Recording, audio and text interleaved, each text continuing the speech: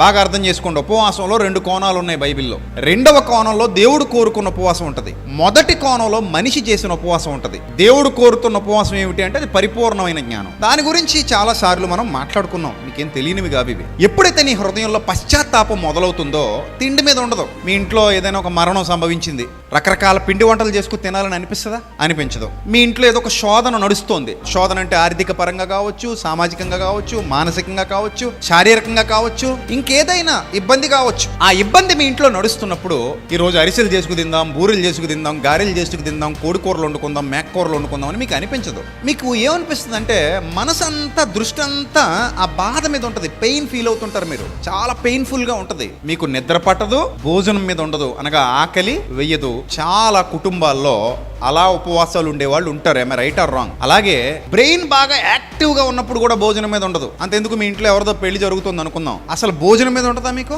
ఉండదు. ఏదో ఫంక్షన్ జరుగుతుంది, భోజనం మీద ఉంటుందా? ఉండదు. మరి ఏంటి, మీ మనసంతా దేని మీద ఉంటుంది?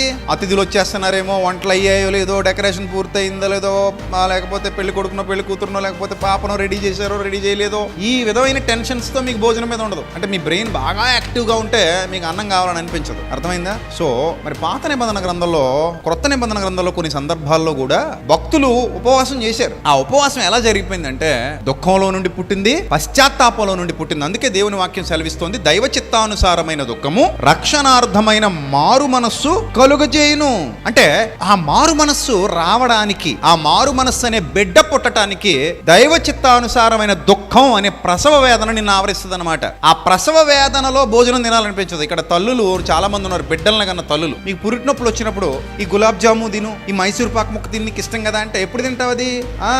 2వ నెలలోనో 3వ నెలలోనో వేవుళ్ళు అంటారు, వామిటింగ్స్ అవి లేని వాళ్ళు తింటారు. ప్రసవ వేదన టైంలో, నొప్పులు వచ్చే టైంలో ఎవ్వడు కూడా భోజనం తినాలని అనుకోడు. అది బాధపడే సమయం. అందులో తిండి మీద ఉండదు. అర్థమైందా? ఇప్పుడు ఉపవాసానికి ఒక లైన్ దొరుకుతుంది మీకు. నేను ఉపవాసం ఉండాలి అనుకుంటున్నాను.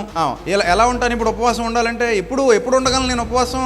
ఒకటి, పూర్తిగా నా మైండ్ యాక్టివ్గా ఉండాలి. అంటే ఏదో బిజీలో ఉన్నాను, నేను ఉపవాసం ఉంటాను. అందుకే మీకు ఎగ్జాంపుల్ చెప్పాను. మీ ఇంట్లో పెళ్ళైనా, ఫంక్షన్ అయినా, లేకపోతే ఇంకేదో కార్యక్రమం అయినా మీరు ఖచ్చితంగా ఏమంటారు? ఉపవాసం ఉంటారు. రెండోది, దుఃఖం, బాధ, ఆవేదన తీవ్రంగా ఉంది, వేదన తీవ్రంగా ఉంది. ఆ తీవ్రమైన వేదనలో మీరందరూ ఖచ్చితంగా ఏమంటారు?